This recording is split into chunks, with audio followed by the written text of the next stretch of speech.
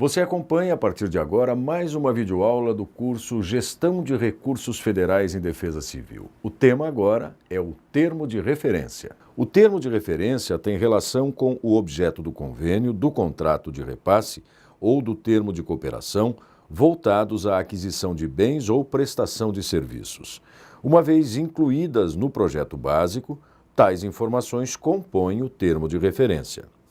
O termo deve estabelecer o que se deseja do produto final, seus destinos e usos, a qualidade esperada, o desempenho, equipamentos imobiliários a serem empregados, o rendimento do produto final, possíveis óbices à sua execução, exigibilidade contra eventuais riscos e população a ser beneficiada.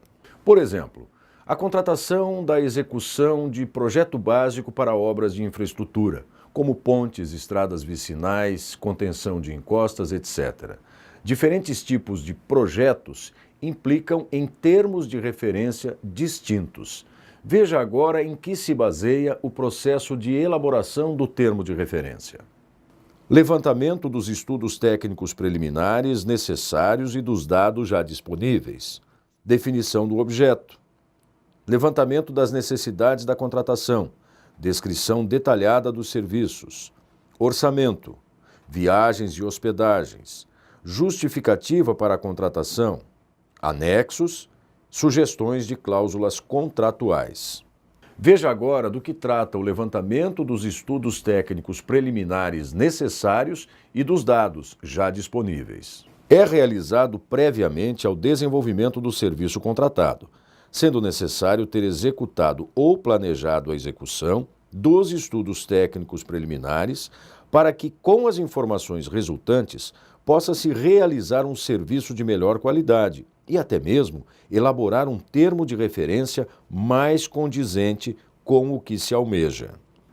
Por exemplo, na contratação do projeto de uma ponte, os levantamentos se referem aos estudos topográficos, hidrológicos, geológicos, as sondagens, percussão e rotativa.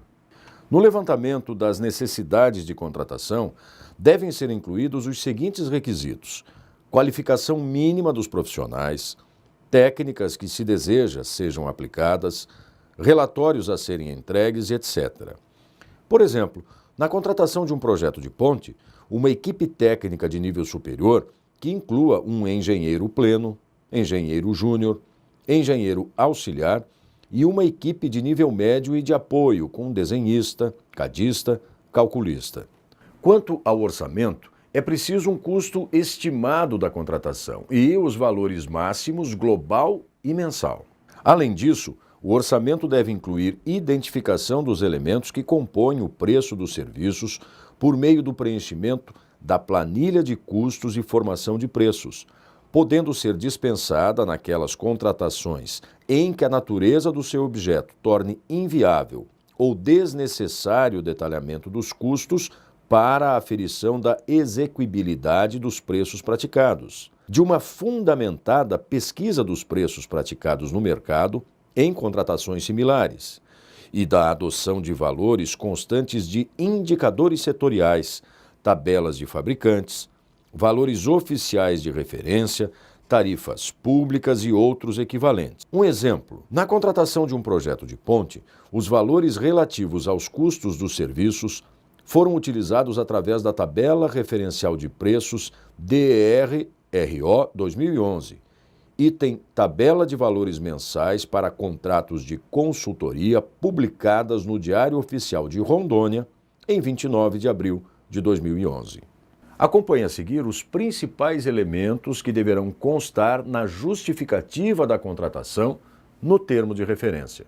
Motivação da contratação, benefícios diretos e indiretos que resultarão da contratação, conexão entre a contratação e o planejamento existente, sempre que possível, agrupamento de itens em lotes, quando houver, critérios ambientais adotados, se houver, natureza do serviço, se continuado ou não, inexigibilidade ou dispensa de licitação, se for o caso, referências a estudos preliminares, se houver.